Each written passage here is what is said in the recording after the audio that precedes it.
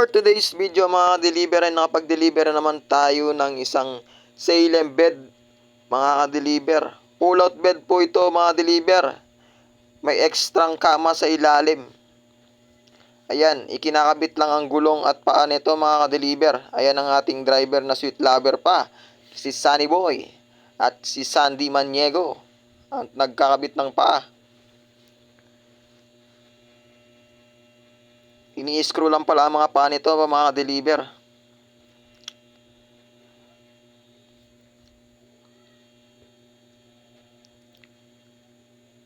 At ayun pala ang kanyang headboard mga ka-deliver. Andyan rin si customer nanonood. At ayan na mga ka-deliver ang natapos na.